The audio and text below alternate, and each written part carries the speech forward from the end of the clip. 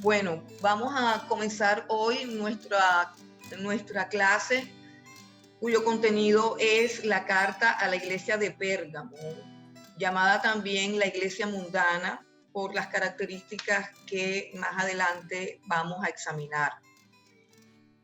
La iglesia de Pérgamo es una iglesia de la provincia de Asia. Y lo primero que encontramos en la carta, vamos a leer la carta a la iglesia de Pérgamo o el mensaje a Pérgamo, y vamos a leer en Apocalipsis capítulo 2, versículo 12. Apocalipsis 2, versículo 12. Y escribe al ángel de la iglesia en Pérgamo: el que tiene la espada aguda de dos filos dice esto: yo conozco tus obras y dónde moras, donde está el trono de Satanás, pero retienes mi nombre y no has negado mi fe, ni aun en los días en que Antipas, mi testigo fiel, fue muerto entre vosotros, donde mora Satanás. Pero tengo unas pocas cosas contra ti, que tienes ahí a los que retienen la doctrina de Balaam, que enseñaba a Balac a poner tropiezo ante los hijos de Israel, a comer de cosas sacrificadas a los ídolos y a cometer fornicación. Y también tienes a los que retienen la doctrina de los nicolaitas, la que yo aborrezco. Por tanto, arrepiéntete, pues si no, vendré a ti pronto y pelearé contra ellos con la espada de mi boca. El que tiene oído, oiga lo que el Espíritu dice a las iglesias. Al que venciere, daré a comer del maná escondido, y le daré una piedrecita blanca, y en la piedrecita escrito un nuevo nombre, el cual ninguno conoce, sino aquel que lo escribe. Ok, bueno, entonces tenemos la iglesia de Pérgamo, y lo primero que tenemos aquí es la descripción que hace de sí mismo el autor, y sabemos que es el Señor Jesucristo, pero lo primero que aparece aquí en la carta, según la costumbre de la época, es la presentación, el autor de la carta, el remitente, y se presenta como el que tiene la espada aguda de dos filos, el que tiene la espada aguda de dos filos. Y sabemos que es una de las características de la descripción de la visión que está viendo, la visión que vio Juan, la visión del Señor Jesucristo glorificado. Eso aparece en el capítulo 1 del mismo libro de Apocalipsis, capítulo 1, el versículo 16. Dice, tenía en su diestra 7 estrellas, de su boca salía una espada aguda de dos filos, y su rostro era como el sol cuando resplandece con su fuerza. Cada una de las cartas, en cada una de las cartas, Jesús se presenta con uno de los atributos o una de las características que se manifestó en la visión que le dio a Juan, en la visión que Juan tiene de él mismo Señor. Este asunto de la espada aguda de dos filos tiene que ver con la palabra de Dios. La palabra de Dios es esa espada aguda de doble filo. De hecho, dice que esa espada de doble filo salía de su boca, y se refiere de una manera simbólica no a una espada literalmente que sale de la boca, sino que se refiere a una manera simbólica cómo se define la palabra de Dios. En Apocalipsis 19, 21 tenemos un relato de lo que hace la palabra de Dios, o lo que hace esa espada aguda en las vidas de las personas impías, de los que se pierden, de los que se van a confederar con el anticristo. Apocalipsis 19, 21. Y los demás fueron muertos con la espada que salía de la boca del que montaba el caballo, y todas las aves se saciaron de las carnes de ellos. Ok, esa es una declaración que habla de que como es una espada que produce castigo, que produce muerte. Entonces, esa espada de dos filos, que es la palabra de Dios, ¿cierto? Va a producir la muerte de los enemigos de Dios. Pero antes de que veamos ese aspecto, o sea, el aspecto de la espada como el aspecto vengativo, como el aspecto punitivo del carácter y de la persona de Jesús, vamos a mirar que el autor de Hebreos también describió la palabra de Dios de la misma forma en Hebreos capítulo 4. Entonces vamos a Hebreos capítulo 4, versículo 12. ¿Qué dice Hebreos 4, 12 acerca de la palabra de Dios? Porque la palabra de Dios es viva y eficaz, y es más cortante que toda espada de dos filos, y penetra hasta partir el alma y el espíritu, las coyunturas y los tuétanos, y discierne los pensamientos y las intenciones del corazón.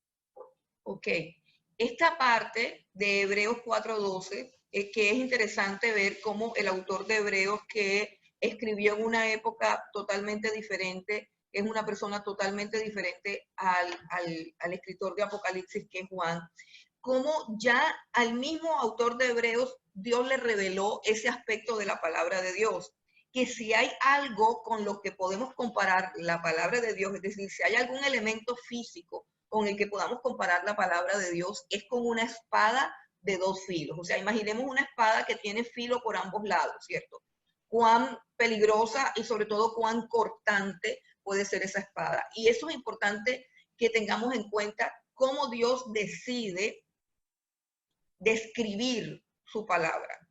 Es importante que nosotros tengamos en cuenta cómo el mismo Dios y cómo las escrituras describen la palabra de Dios, para que nosotros también podamos identificar cuándo una palabra es de Dios y cuándo una palabra no es de Dios. Así de sencillo. Cuando la palabra es cortante, la palabra es de Dios. Cuando la palabra no corta, no duele, no atraviesa, no va más allá de la superficie, no es palabra de Dios. La espada de doble filo tiene que ver, como dice el autor de Hebreo, con la capacidad que tiene la palabra de Dios de introducirse en lo más profundo de nuestros corazones. Dice que discierne los pensamientos y las intenciones del corazón. Dice que separa el alma del espíritu. ¿Qué quiere decir eso? Que la palabra de Dios tiene el poder de transformar nuestras vidas. Tiene el poder, primero que todo, de desnudar nuestro corazón, de desnudar lo que nosotros somos delante de nosotros mismos. Una de las cosas que enseña la Escritura es que nuestro corazón es engañoso y perverso y que ninguno puede conocer el corazón del ser humano. Ni siquiera yo misma puedo conocer mi corazón. Yo no me conocía a cabalidad, no me conocía a la perfección hasta que no conocí la palabra de Dios. Hasta que no tuve un encuentro con la palabra de Dios, no supe quién yo era, cuáles eran las intenciones de mi corazón. Solamente a través de la palabra de Dios es que yo puedo llegar a un conocimiento claro, verdadero, certero de lo que realmente yo soy y por supuesto de lo que realmente es Dios. En ese encontrarme con Dios a través de su palabra, encuentro un espejo, porque la palabra de Dios es un espejo, así lo dirá más adelante Santiago, la palabra de Dios es un espejo donde me puedo ver, donde puedo ver realmente quién soy yo. Y este es el primer paso para una transformación.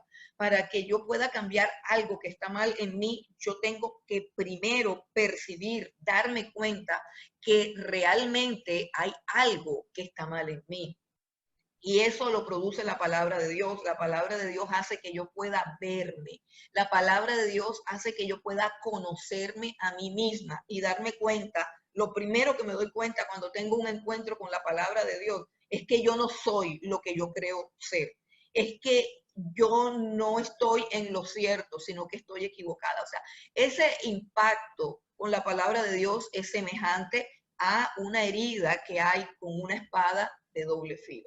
Ahora, esa espada de doble filo, que es la palabra de Dios, es lo que ha producido todo lo que existe, porque la palabra de Dios es la expresión de Dios, es la voluntad de Dios hecha una realidad, por decirlo así. En el Antiguo Testamento nosotros miramos la Escritura, el primer libro de la Biblia, el Génesis comienza diciendo que en el principio era el verbo, el Génesis comienza diciendo que en el principio creó Dios los cielos y la tierra. y la tierra estaba desordenada y vacía. Y luego dice, y dijo Dios, hágase la luz, y dijo Dios. Y así comienza cada día de la creación la frase, y dijo Dios. O sea, que las cosas que fueron creadas de la nada, solamente por la palabra de Dios. Dios dice, hágase la luz y la luz comienza a existir. Dios dice, háganse las lumbreras y comienzan a existir el sol, la luna, las estrellas y todos los astros.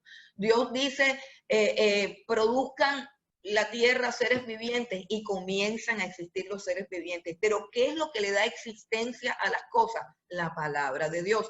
El libro de Hebreos también dice que por la fe entendemos que el universo fue constituido por la palabra de Dios, de modo que lo que se ve fue hecho de lo que no se ve. ¿Qué es lo que no se ve? No se ve Dios, no se ve la palabra de Dios, pero a través de la palabra de Dios es que las cosas llegan a existir. Si nosotros meditamos en este asunto de la palabra de Dios, vamos a poder entender cómo es eso de que Dios va a destruir al anticristo, va a destruir a la bestia, va a destruir al falso profeta, va a destruir a todos los malos con su palabra. ¿Por qué? Porque con su simple palabra, los que existen y Dios no va a querer que sigan existiendo, van a dejar de existir.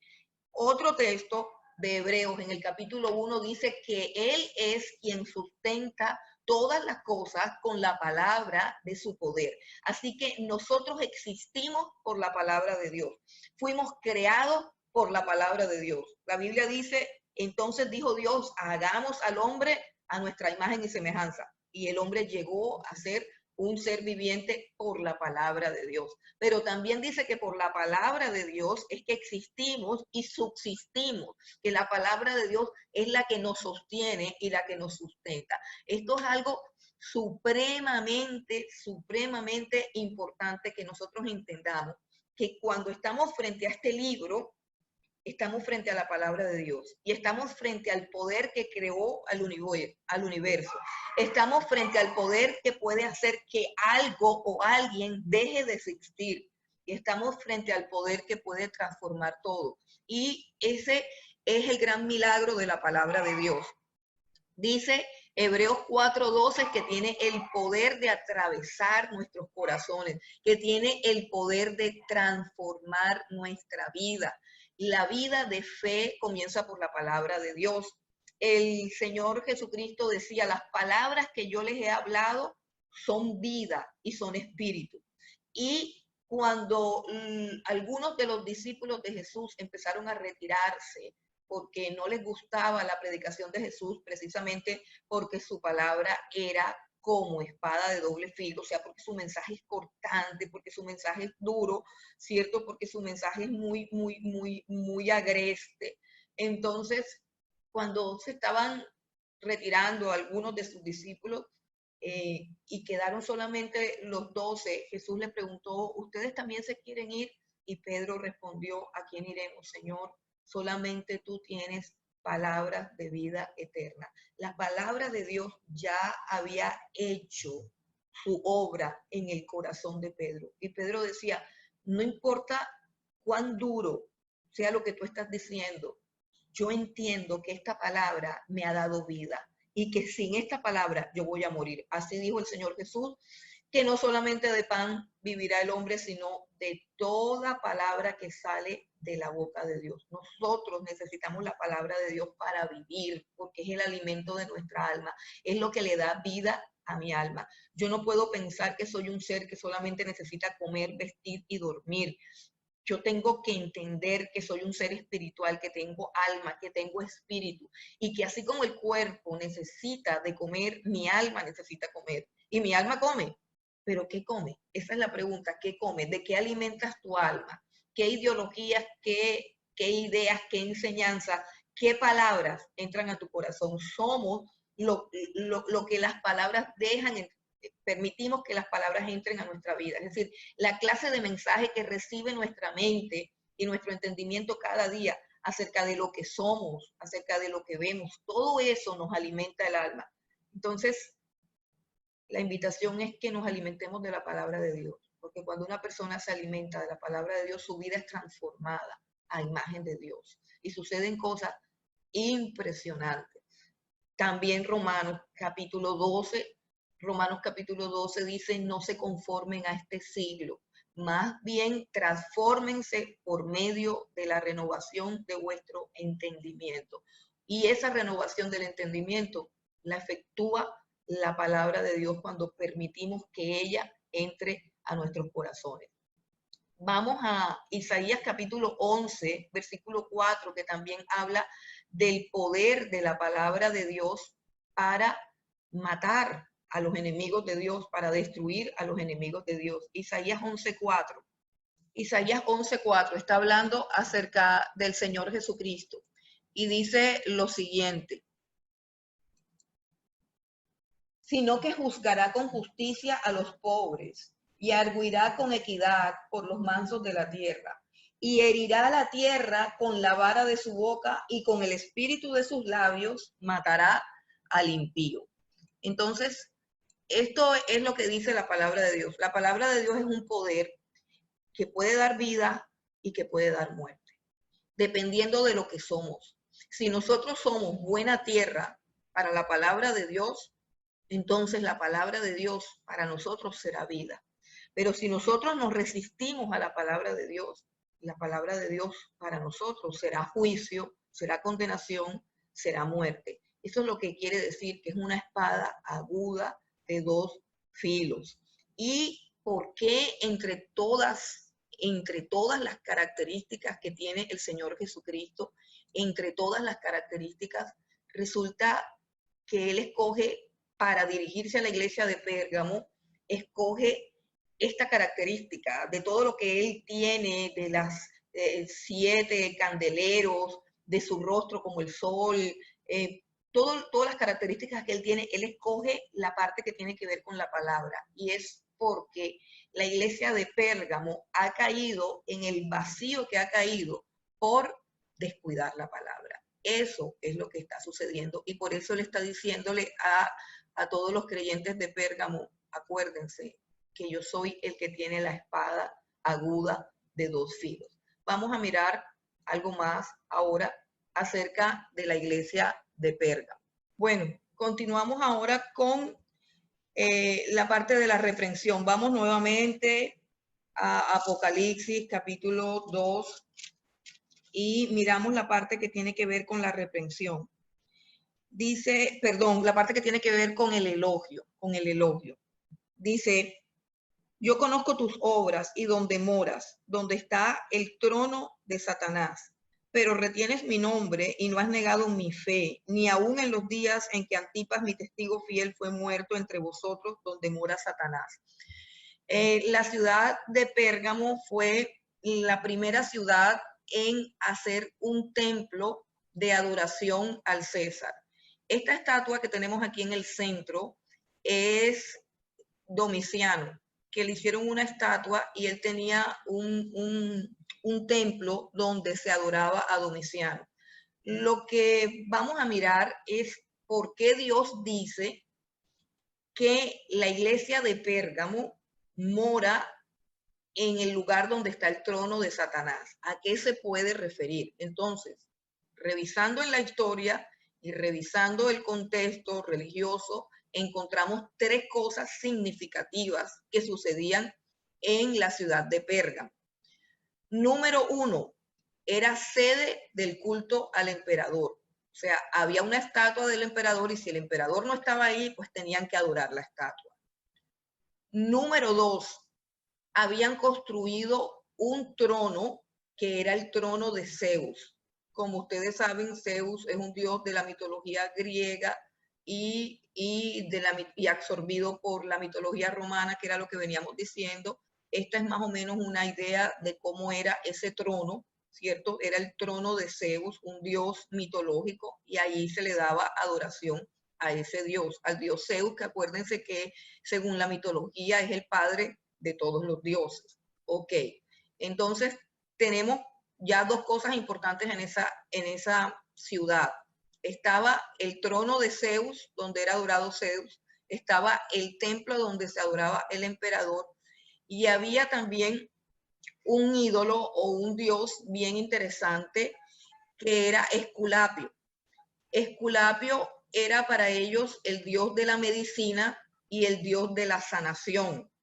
Este Esculapio también tenía un altar donde él era adorado y ese altar estaba lleno de serpientes, no venenosas, pero sí serpientes, porque él era adorado con serpientes. Y las personas que estaban enfermas entraban a ese santuario, por así decirlo, de Esculapio, para que las serpientes los tocaran, o sea, se paraban ahí esperando que las serpientes los rozaran, porque las creencias de ellos era que si esas serpientes los tocaban o se les enredaban en el cuerpo, entonces ellos iban a ser sanados. Esto que tenemos aquí es una estatua de Esculapio, ¿cierto?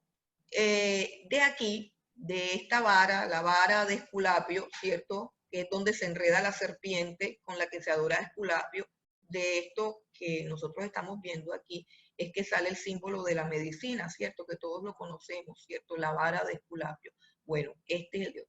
Nosotros creemos con toda certeza y con toda seguridad que a una de estas tres cosas, o quizás a las tres cosas juntas, es que se refiere Dios cuando dice, yo sé dónde tú moras. Es decir, yo sé que tú como iglesia estás asentada en el lugar más difícil para que sobreviva una iglesia, en el lugar más difícil como para que alguien mantenga su fe, en el mismo lugar donde Satanás ha puesto su trono.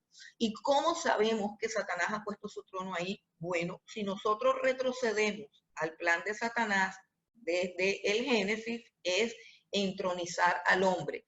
El misterio de la iniquidad del que habla la Escritura en Tesalonicenses es que Satanás quiere sentarse en el trono como Dios. Vamos a leer eso en 2 de Tesalonicenses, capítulo 2, versículo 4.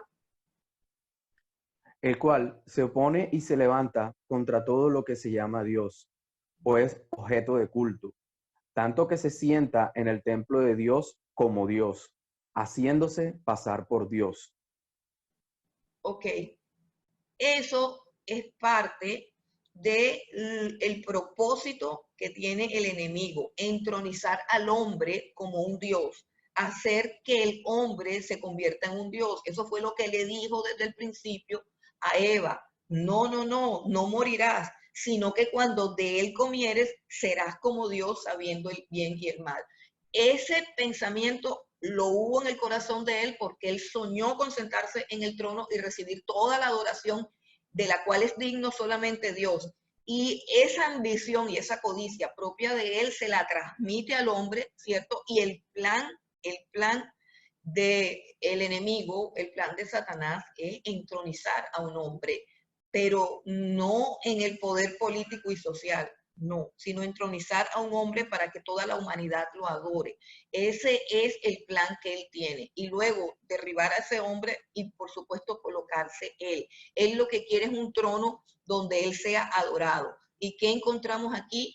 Encontramos a Zeus, que es un dios de la mitología que está entronizado. Encontramos a Esculapio, que es otro dios de la mitología que también es adorado, pero encontramos lo que él quiere, y estos son unos vestigios de lo que le espera a la humanidad. Encontramos a un hombre de la raza humana entronizado, recibiendo adoración como si fuera Dios. Ese hombre es el César. En este caso era el emperador Diocleciano. Entonces, todas estas cosas hacían que adorar a Dios y ser fieles fuera extremadamente difícil, extremadamente difícil.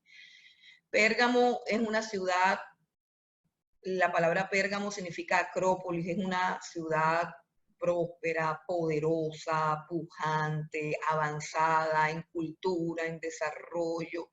La gente más rica del Imperio Romano y la más influyente vive ahí. Entonces, ser cristiano ahí es supremamente difícil porque las tentaciones son muy fuertes. Las tentaciones son muy fuertes. Entonces, podemos decir que el elogio que Dios le hace a la iglesia de Pérgamo tiene que ver con su coraje y con su valor. el elogio que el Señor Jesucristo le hace es que a pesar de que vive de esa manera, a pesar de que vive expuesta constantemente a ser perseguida, a ser escarnecida, en una iglesia de la cual la gente se burla, ridiculiza, etcétera, etcétera, porque tiene una forma de vida totalmente diferente a la vida del resto de las personas de Pérgamo. Retener el nombre del Señor, dice, retienes mi nombre que a pesar de todo el ambiente que hay aquí, estamos viendo que en este ambiente que rodea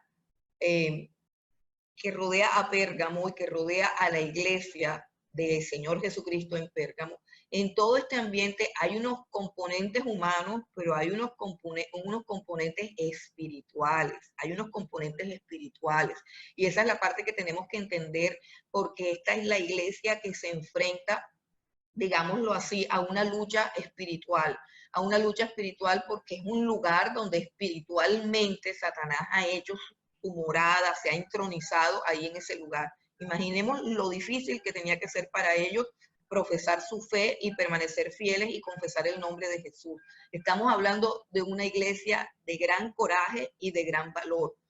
Estamos hablando de un atributo que tenemos que admirar nosotros, porque nosotros no vivimos con las dificultades en las que vivieron los creyentes de Pérgamo. Nosotros no vemos cosas tan horrendas en ese sentido, o sea, en la parte de los templos, en la parte de los cultos, aunque ya estamos viendo cosas, por lo menos sé que en Santander hay una iglesia donde se adora literalmente y clara y abiertamente se adora a Satanás en Santander.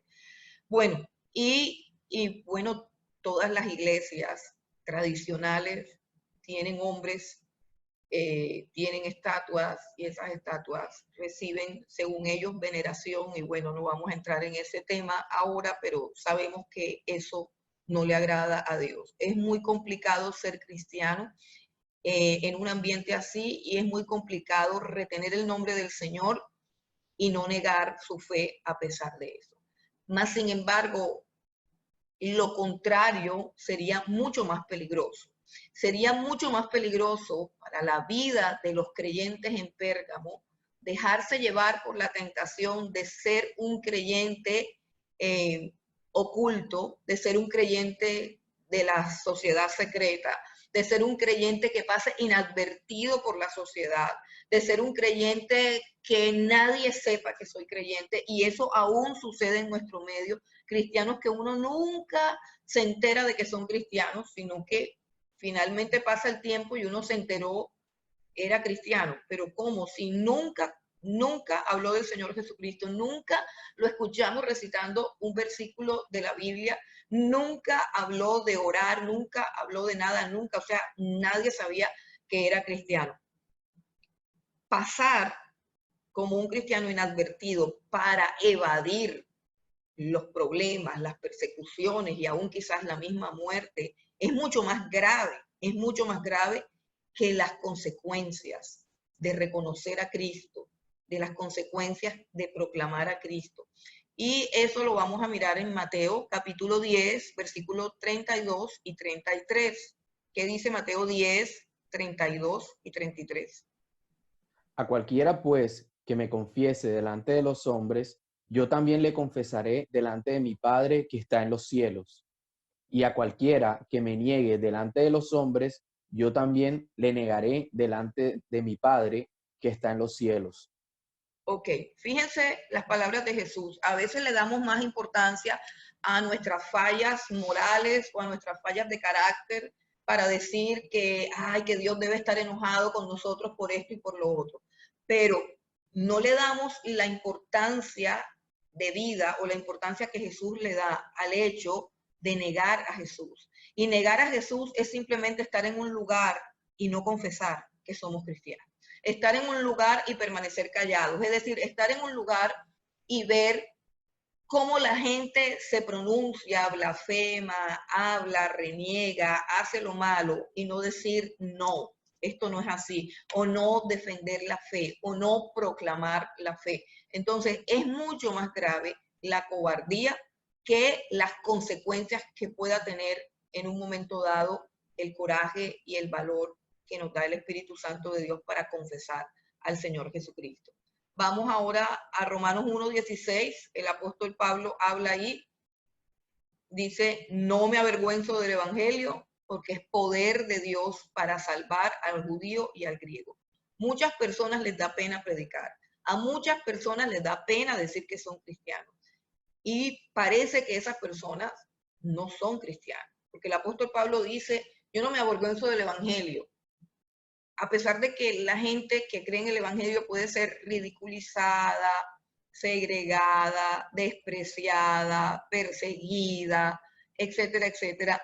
Pero si yo sé lo que es el Evangelio, que es lo que el apóstol Pablo está diciendo, el Evangelio es poder de Dios para salvar. O sea, si yo he experimentado el poder del Evangelio que me salvó, entendiendo por salvación libertad de pecados, vida eterna, una nueva vida, que se le caiga a uno la venda que tienen los ojos, el perdón, la expiación, comunión con Dios, comunión con la iglesia, en fin, un sinnúmero de cosas, vida eterna, nuevo nacimiento, la regeneración, etcétera, etcétera, el Espíritu Santo, los dones, todo lo que implica la salvación y que se obtiene a través de ¿qué? A través del Evangelio. Y si entendemos que el Evangelio es el arma, la herramienta de Dios para producir vida eterna en una persona que está muerta en sus delitos y pecados, no me puedo avergonzar del Evangelio, no puedo retener el Evangelio en mi boca, no puedo dejar de predicar. Es un crimen dejar de predicar,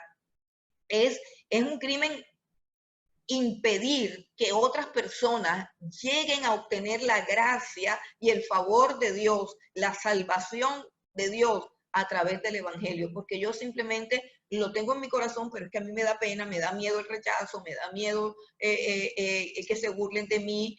Todas esas cosas hacen que sea supremamente grave el silencio de los cristianos.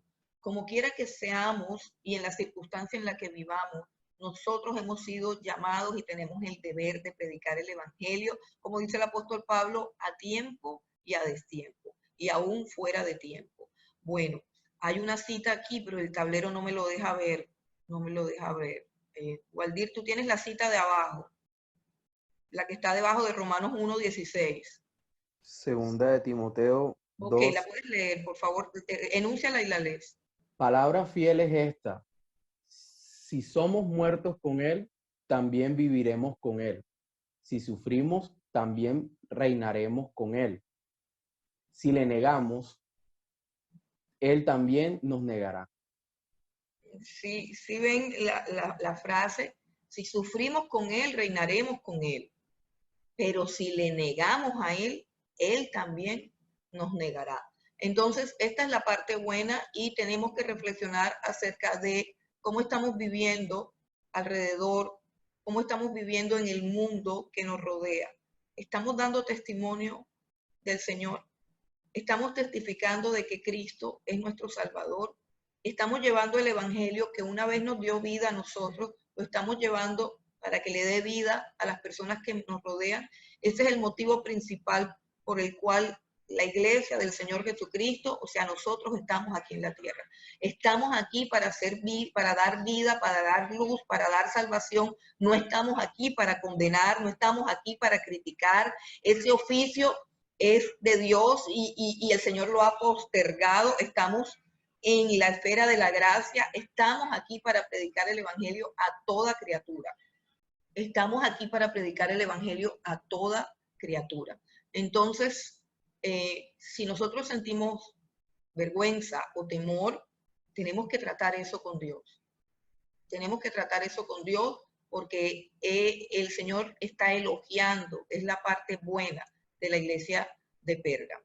Vamos a continuar entonces con la reprensión. Hay un pero como en todas las cartas, excepto en Filadelfia y Esmirna, hay un pero, dice, pero tengo unas pocas cosas contra ti, tengo unas pocas cosas contra ti.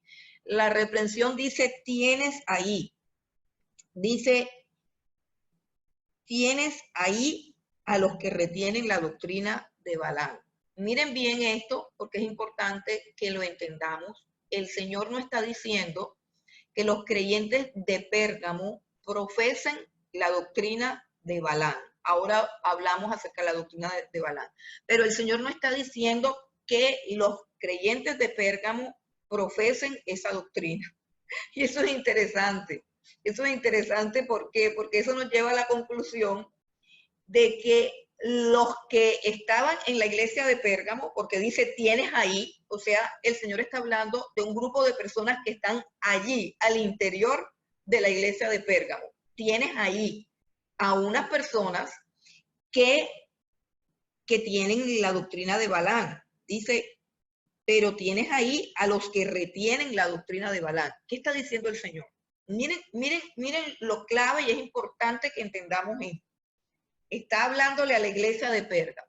La iglesia de Pérgamo no retiene la doctrina de Balaam, sino que tiene ahí a los que retienen la doctrina de Balaam. Entonces, lo primero que nosotros descubrimos con esto es que los que tienen la doctrina de Balaam no son iglesia para el Señor. O sea, el Señor no los considera iglesia. Están congregándose junto con los creyentes de Pérgamo, pero para Cristo no son iglesia. Eso es sumamente interesante. Tienes ahí a los que retienen la doctrina de Balaam. Entonces, tenemos dos grupos acá. Tenemos el grupo de la iglesia de Pérgamo. Escribe al ángel de la iglesia que está en Pérgamo. Ok, a esa iglesia es que le están escribiendo. Ahora le dice a esa iglesia, me gusta tu coraje, tu valor, a pesar del lugar donde estás, pero tengo algo contra ti, que tú tienes ahí, que los tienes ahí contigo, congregándose contigo, a los que retienen la doctrina de Balaam. Son dos personas. La iglesia de Pérgamo, la iglesia de Cristo que está en Pérgamo, y los que retienen la doctrina de Balaam, que se congregan o que tienen comunión con la iglesia de Pérgamo. Entonces, esto es bien interesante. Esto es bien interesante, ¿por qué? Porque quiere decir que no todo el que está en una iglesia es iglesia. Bueno, entonces, ¿qué es lo que vamos a mirar ahora? ¿Qué es lo que vamos a mirar ahora? Vamos a mirar cuál es la doctrina de Balaam. ¿A qué se refiere la escritura cuando dice la doctrina de Balaam? ¿Qué es esa doctrina de Balaam? Para nosotros entender qué es la doctrina de Balaam, tenemos que estudiar la historia de Balaam, pero esa es una historia muy larga y no la podemos estudiar. Aquí les dejé los 3 puntos de esta parte de la reprensión. La reprensión tiene 3 puntos. La doctrina de Balaam se divide en 3 cosas. Primero, la historia de Balaam. Esa historia de Balaam está en Números 22 al 25. Para que entiendan mejor la doctrina de Balaam, ustedes pueden estudiarse lo que pasó aquí. Yo se los voy a relatar de una manera fácil y rápida, pero ustedes en sus casas se leen del 22 al 25 para que vean la historia. ¿Quién es Balaam? Balaam es un profeta de Dios, porque es un profeta que habla con Dios y que habla de parte de Dios, pero es un profeta que tiene un problema, y es que le gusta demasiado el dinero. Siempre mantuvo en su corazón ese amor por el dinero. En el momento en que Balaam es profeta, Israel viene avanzando por en medio del desierto, ha salido ya hace mucho tiempo de Egipto y viene pasando por todas los estados, las ciudades, las poblaciones, y viene derribando a todos los enemigos que quieren impedir que él avance. En ese tiempo las políticas eran expansionistas y la gente simplemente se apoderaba de la tierra y formaba un estado y se confederaba. Entonces, cuando un pueblo venía atravesando el desierto, pues se consideraba que era un pueblo enemigo y se iban a la guerra con ese pueblo para que no se apoderara de la tierra y de los recursos de la tierra. Entonces Israel viene por el desierto y se ha hecho famoso que todo el que se levanta contra Israel Israel lo destruye. Y Israel persevera en todas las guerras, en todas las luchas, en todas las batallas. Porque es que en ese momento histórico, Dios está cumpliendo varias promesas. Le está cumpliendo a Abraham la promesa de que después de que su descendencia fuese esclava en la tierra de Egipto por 400 años, saldrían de allí y entrarían a la tierra prometida, que es la tierra de Canaán, tierra que fluye leche y miel, y ahí serían bendecidos y serían prosperados. Pero la tierra de Canaán está habitada por una cantidad de grupos de personas que tienen una vida supremamente corrupta, supremamente abominable, supremamente desastrosa para Dios. Son unas poblaciones donde hay unas formas de vida, unas prácticas sexuales completamente depravadas, completamente horrendas. Entonces Dios ha determinado dos cosas. Primero, cumplir la promesa de Abraham y segundo, ejecutar un juicio sobre todos los pueblos cananeos que tienen una cantidad de subdivisiones: eteos, fereceos, jebuseos, amoneos, bueno, una cantidad, todas terminan en eos, por eso dicen que se llaman los feos, pero básicamente son todos los pueblos de una gran población llamada Canaán. El pueblo de Israel viene marchando por el desierto y uno tras otro van cayendo. Entonces hay un rey que sabe que ya Israel se acerca, un rey que es el rey Balac, termina en C, Balac. El rey Balac es el rey de Moab, una población también de los cananeos, y él no quiere que le suceda lo que le ha sucedido a los otros grupos de Canaán. Él no quiere, y él está buscando una forma de que ellos como nación no sean arrasados, de que Israel no pase por encima de ellos y se apodere de la tierra. Él está buscando una forma. Y a este hombre se le ocurre, conforme a las creencias de la época, al rey Balac se le ocurre que si un siervo de Dios maldice a Israel, Israel va a perder su fuerza y va a poder ser destruido. En ese tiempo se entiende y se percibe que el pueblo que está triunfando y que está prevaleciendo sobre los otros pueblos es un pueblo que tiene una bendición de los dioses entre comillas. Tiene una bendición de los dioses y los dioses están con ese pueblo, y para hacer que ese pueblo pierda, tiene que ser maldecido por sus propios dioses.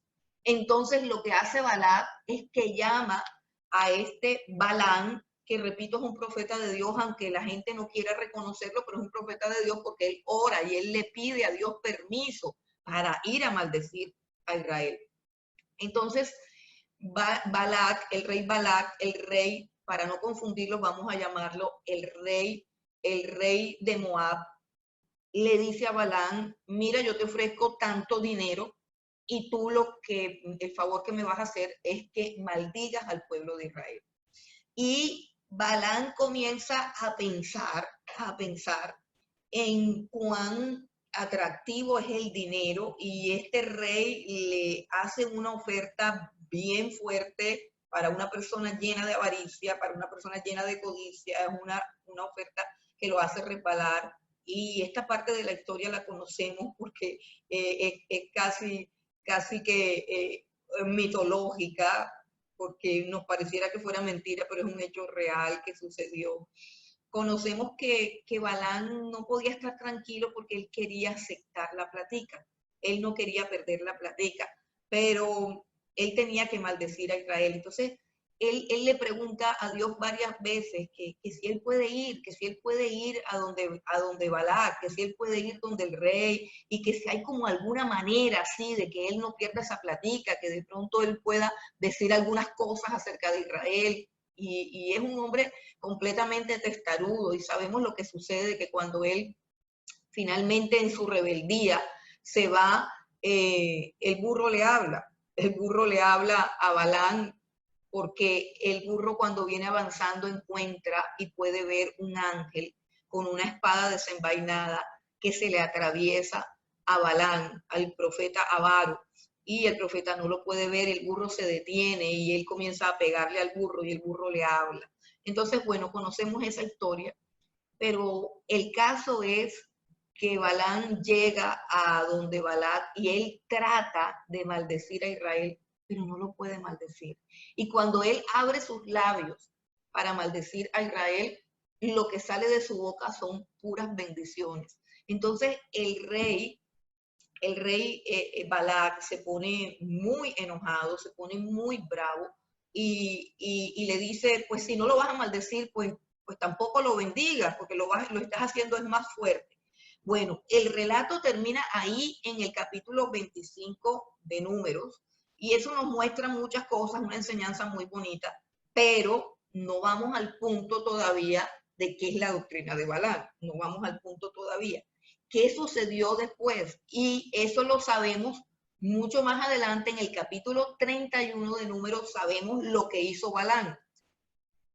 ¿Qué hizo Balán? Como no lo podía maldecir y no podía ganarse la platica que le estaban ofreciendo por maldecirlo. Entonces él lo que hizo fue que llamó aparte al rey Balac y le dio el secreto de la fortaleza de Israel, de por qué Israel triunfaba en las batallas, de por qué Israel siempre salía vencedor y nadie podía con él. Le dijo, el secreto es que Dios no se aparta de ellos, salvo que ellos desobedezcan a Dios adorando a otros dioses. Escuchen bien.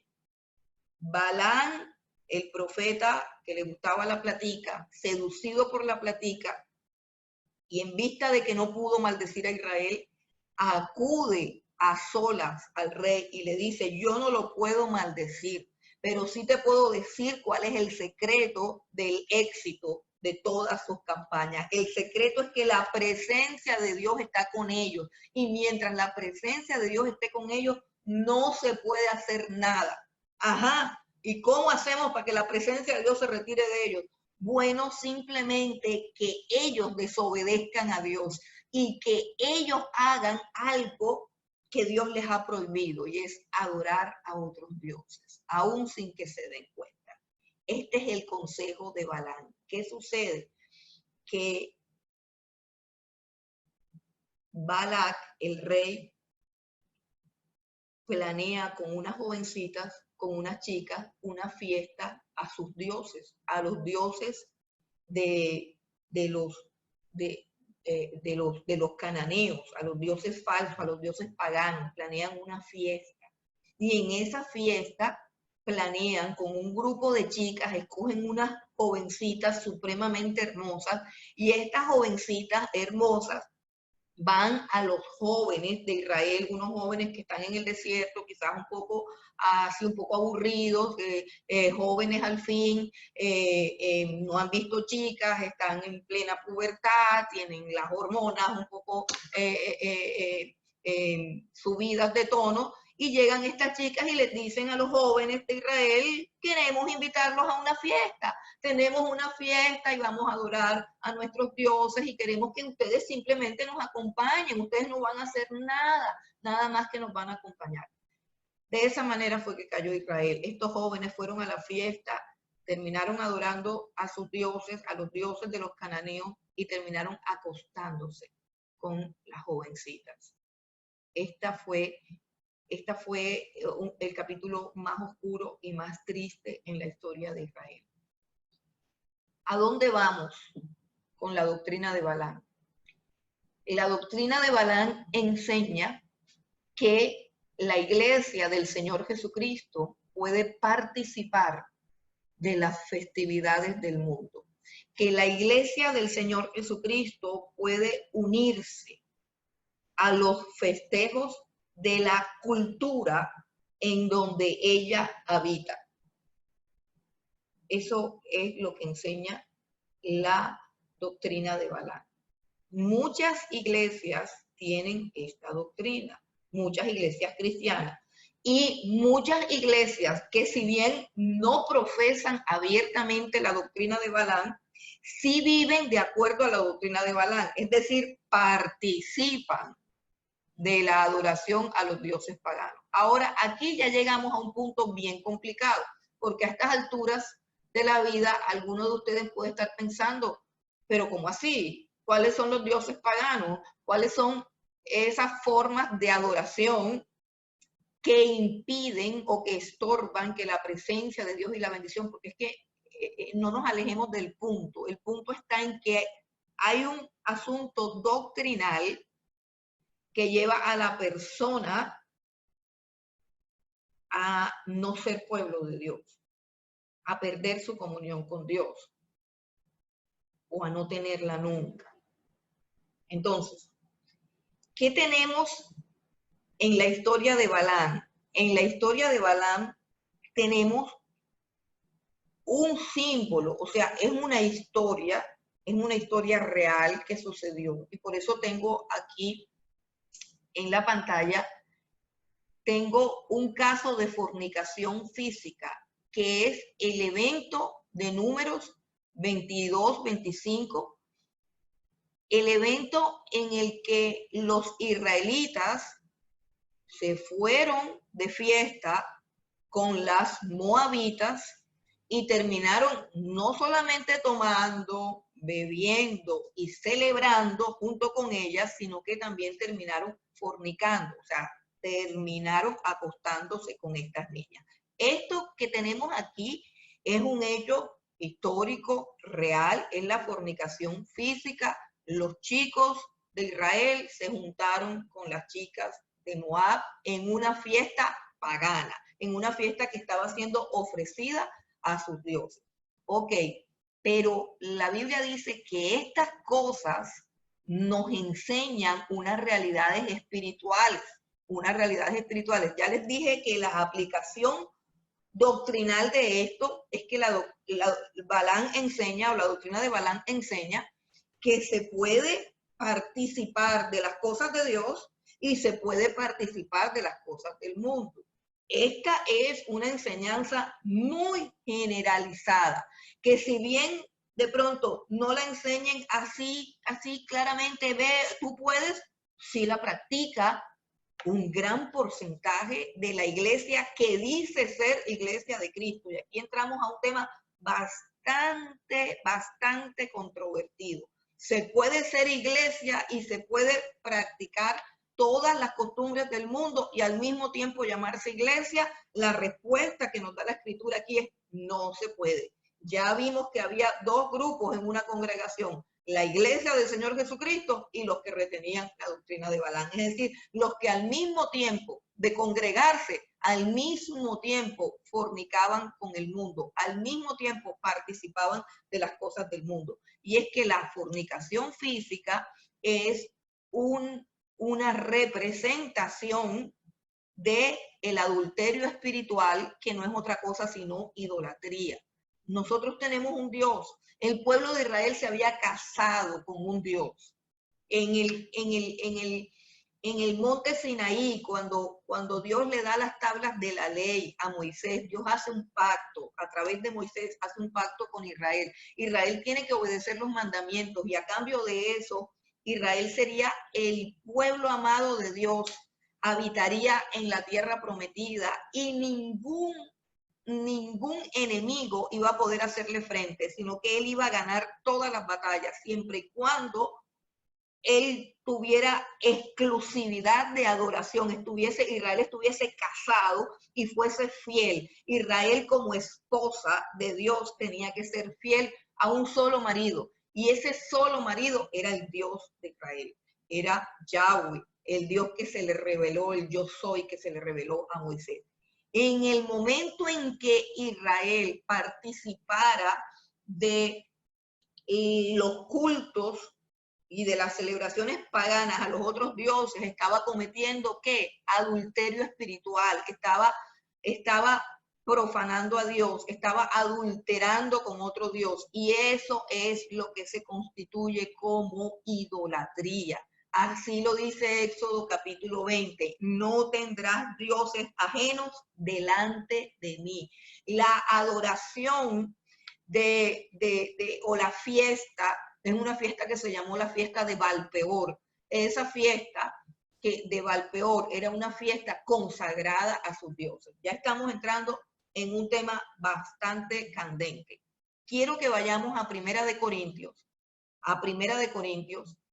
y ahí sí nos va a tocar leer el capítulo 10, y quiero que leamos, vamos a leer primeramente el 21 y 22, para que entendamos lo que significa este acontecimiento en términos espirituales, la aplicación a nuestra vida. ¿Puede un cristiano hoy en día retener la doctrina de Balaam? ¿Cómo es eso en este momento? Ya lo vamos a mirar. Entonces, vamos a 1 Corintios 10, 21 y 22. No podéis beber de la copa del Señor y la copa de los demonios. No podéis participar de la mesa del Señor y de la mesa de los demonios. ¿O provocaremos a celos al Señor? ¿Somos más fuertes que Él? Bueno, resulta que así con esos dos versículos solamente lo entienden los que conocen el capítulo completo. Quiero que leamos desde el versículo 1. Vamos a leer desde el versículo 1. Yo espero que todos ustedes tengan sus Biblias en sus casas y estén leyendo, porque si no están leyendo no van a entender. Entonces, con su Biblia abierta vamos a leer a partir del versículo 1 del capítulo 10. Porque no quiero, hermanos, que ignoréis que nuestros padres todos estuvieron bajo la nube y todos pasaron el mar. Y todos en Moisés fueron bautizados en la nube y en el mar. Y todos comieron el mismo alimento espiritual. Y todos bebieron la misma bebida espiritual, porque bebían de la roca espiritual que los seguía, y la roca era Cristo. Pero de los más de ellos no se agradó Dios, por lo cual quedaron postrados en el desierto. Ok, paremos un momentico. Para un momentico, Waldir, y vamos a seguir leyendo. Ok, mire, lo primero que dice es que el pueblo de Israel, todo el pueblo de Israel que salió de Egipto, todos ellos caminaban debajo de la nube. Todos ellos atravesaron el Mar Rojo. Todos ellos comieron maná, ¿cierto? Y todos ellos bebieron agua de la peña. Pero dice el versículo 5, pero de la mayoría de ellos Dios no se agradó. Y eso significa que la mayoría de ellos no alcanzaron gracia delante de Dios. La mayoría de ellos. A pesar de que Dios los sacó, de que iban debajo de la nube, de que se alimentaron del maná, de que bebieron del agua de la peña, dice de la mayoría, versículo 5, de la mayoría Dios no se agradó y por eso quedaron postrados en el desierto, por eso murieron en el desierto. Ahora dice el versículo 6, que es la clave, mas estas cosas sucedieron como ejemplos para nosotros. ¿Qué está diciendo? Esta historia que tenemos aquí, de la historia de Balaam, fue escrita para que quede como ejemplo para nosotros. Ahora sí vamos a seguir leyendo hasta el versículo 22 para saber ese ejemplo, qué es lo que nos quiere comunicar a nosotros, la Iglesia de Cristo, en la actualidad. ¿Qué es lo que nos quiere comunicar? Versículo 6, continúa leyendo. Mas estas cosas sucedieron como ejemplo para nosotros, para que no codiciemos cosas malas como ellos codiciaron, ni seáis idólatras como alguno de ellos, según está escrito, se sentó el pueblo a comer y a beber y se levantó a jugar. Ni forniquemos como algunos de ellos fornicaron y cayeron en un día 23,000. Ni tentemos al Señor como también algunos de ellos le tentaron y perecieron por las serpientes. Ni murmuréis como algunos de ellos murmuraron y perecieron por el destructor. Y estas cosas les acontecieron como ejemplo y están escritas para amonestarnos a nosotros, a quienes han alcanzado los fines de los siglos. Así que el que piensa estar firme, mire que no caiga. Pasa al 14. Ok. Por tanto, amados míos, huid de la idolatría. Como a sensatos os hablo, juzgad vosotros lo que digo. La copa de bendición que bendecimos no es la comunión de la sangre de Cristo. El pan que partimos no es la comunión del cuerpo de Cristo. Siendo un solo pan, nosotros con ser muchos somos un cuerpo, pues todos participamos de aquel mismo pan. Mirad a Israel según la carne. Los que comen de los sacrificios no son partícipes del altar. ¿Qué digo pues? ¿Que el ídolo es algo o que sea algo lo que se sacrifica a los ídolos? Antes digo que lo que los gentiles sacrifican, a los demonios lo sacrifican y no a Dios. Y no quiero que vosotros os hagáis partícipes con los demonios. No podéis beber la copa del Señor y la copa de los demonios. No podéis participar de la mesa del Señor y de la mesa de los demonios. ¿O provocaremos a celos al Señor? ¿Somos más fuertes que Él? Ok, bueno, yo espero que esté claro, pero si no está claro, quiero hacer una paráfrasis. El Señor está diciendo que lo que sucedió en el Antiguo Testamento fue escrito para que no nos sucediera a nosotros. Y está diciendo que nosotros, la iglesia del Señor Jesucristo, cuando participamos de la Santa Cena, que es la mesa del Señor, participamos del cuerpo de Cristo, porque el pan que partimos en la cena del Señor representa al cuerpo de Cristo. Y como es un solo pan que lo partimos, eso representa que todos los que estamos en Cristo partiendo ese pan, somos un cuerpo en Él, somos el cuerpo de Él, el cuerpo de Cristo. Y la copa que bebemos representa la sangre del Señor Jesucristo, una sola sangre que nos unifica y que nos hace pueblo de Dios, pero sobre todo que nos hace santos, que nos hace limpios, que nos hace puros, que nos hace apartados, que nos separa del mundo y nos consagra para Dios y nos convierte en el pueblo de Dios y en el cuerpo de Cristo. Esa es una verdad profunda, gloriosa, santa, poderosa, que tenemos que asimilar con calma porque es muy profundo, muy profundo. Yo no puedo participar del cuerpo y de la sangre del Señor Jesucristo y al mismo tiempo participar de las cosas que se les ofrecen a los demonios. Ahora vamos a otro punto y ustedes me dirán, nosotros nunca hemos participado de un culto a los demonios. Aquí el apóstol Pablo está diciendo que sí, el apóstol Pablo está diciendo que sí. Versículo 20, repito nuevamente, antes digo que lo que los gentiles sacrifican, a los demonios los sacrifican y no a Dios. Y no quiero que vosotros os hagáis partícipes con los demonios. ¿Qué está diciendo el apóstol Pablo? Aunque ustedes no lo sepan, cuando los gentiles hacen sus fiestas son ofrecidas a los demonios. Yo quiero preguntarles, y de pronto más adelante vamos a darle oportunidad. Todas las preguntas que usted tenga, hermano, anótelas. Yo no tengo todavía dominio de este sistema para darles la palabra, pero anoten en su libreta la pregunta, que después vamos a escuchar la pregunta. Hay un problema aquí grave y es que el mundo espiritual no es perceptible para nosotros a través de nuestros sentidos físicos. Pero quiero que entendamos algo, que el pueblo de Dios es uno y el resto no es pueblo de Dios. El pueblo de Dios, repito, son los que están en Cristo Jesús y participan de su cuerpo y de su sangre, de su espíritu y de su presencia. Okay, ese es el pueblo de Dios. Los demás no son pueblos de Dios. ¿Por qué él está diciendo que lo que los gentiles sacrifican, a los demonios los sacrifican?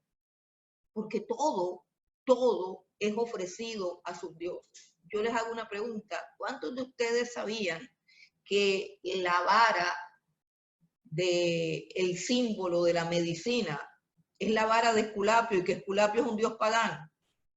Yo les aseguro que la mayoría de ustedes o no lo sabía, o si lo sabía, nunca se había puesto a pensar en eso. Usted nunca se había pensado, ay, mira, ve el símbolo de la medicina, que es una serpiente enrollada. Sí, pero ¿de dónde proviene eso? ¿De dónde proviene eso? ¿Y por qué ese símbolo de la medicina es sagrado? ¿Y por qué tiene que estar en las clínicas, en las batas de los médicos, en los hospitales, en todas cosas? O sea, ¿por qué? ¿Por qué? Si nada es ofrecido a los ídolos. Ahora, pongamos un ejemplo más claro, y ya vamos entrando a la parte difícil. Pongamos un ejemplo más claro.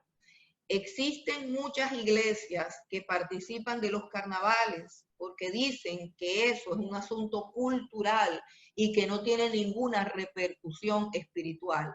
Y todo lo que estamos viendo aquí en este momento nos dice exactamente lo contrario.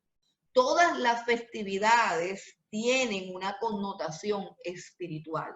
De hecho, cuando comienzan los carnavales, mucho antes de las fiestas de los carnavales, de los dichosos 4 días de desenfreno total en todas las áreas, antes de esos 4 días hay una lectura del bando.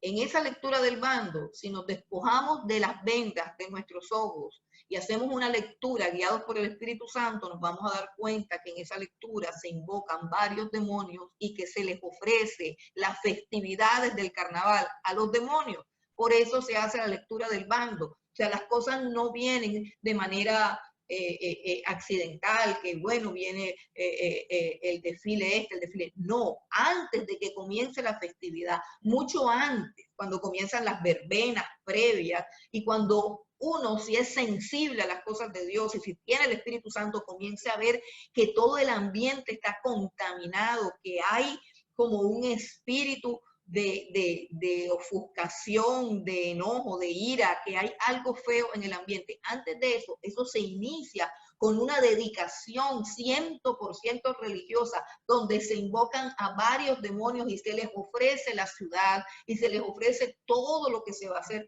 a estos demonios. Así que todas las festividades de carnavales son cosas que son ofrecidas literalmente a los demonios.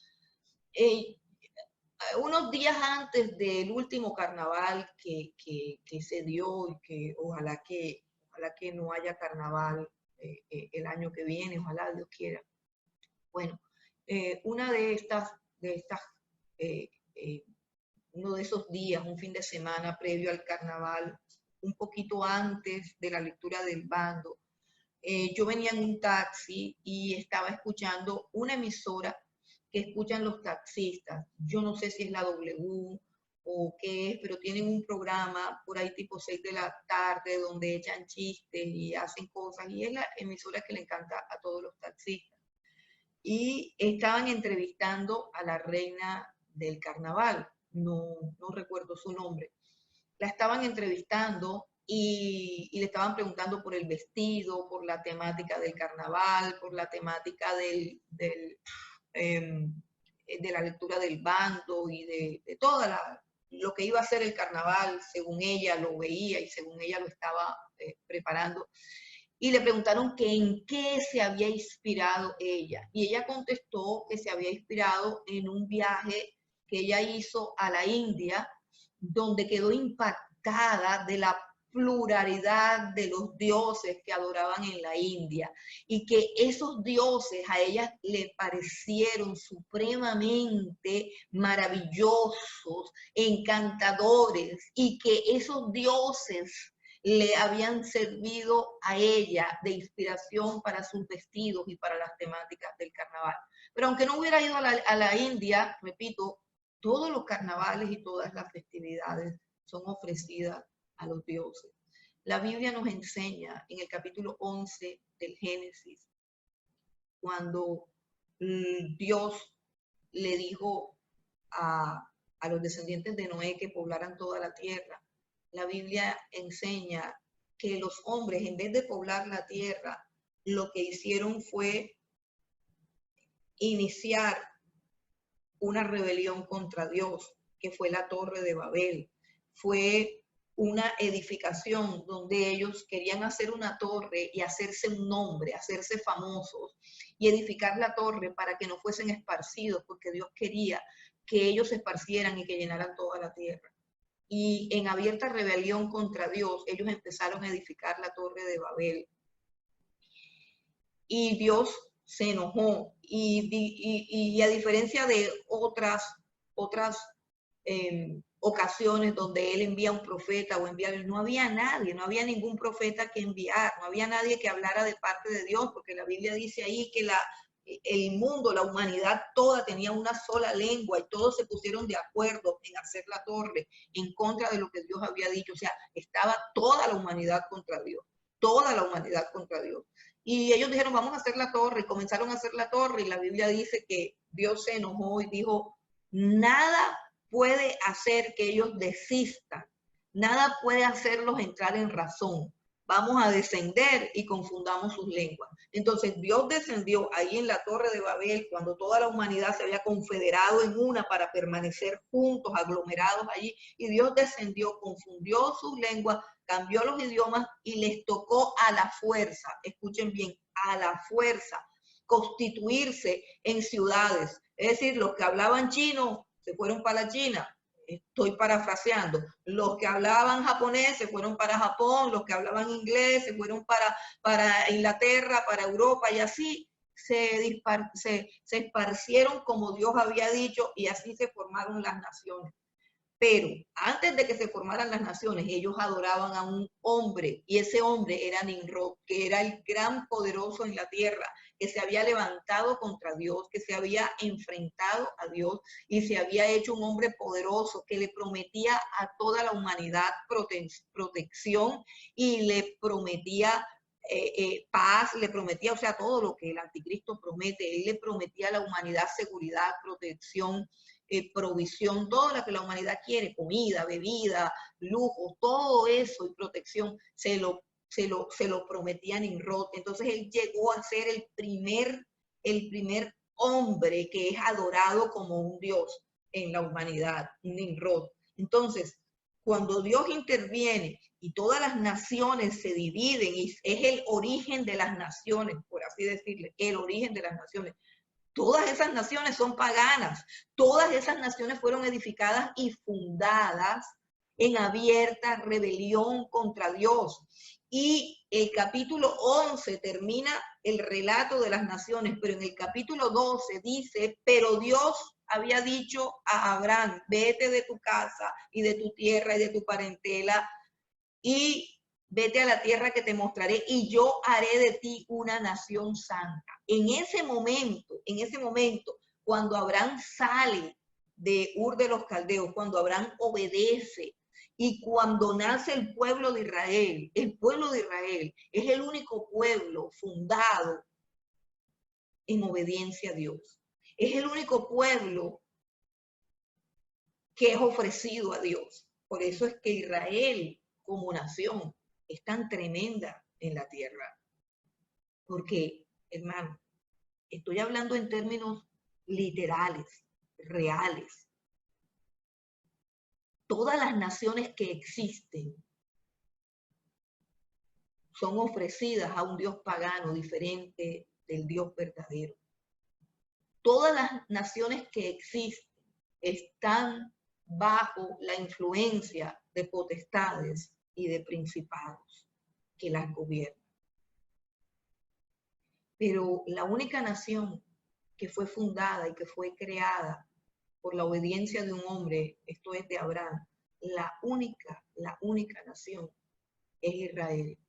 Y por eso la Biblia enseña que nosotros como iglesia, cuando tú te conviertes en iglesia, cuando te conviertes a Cristo, dejas de ser ciudadano colombiano en términos espirituales.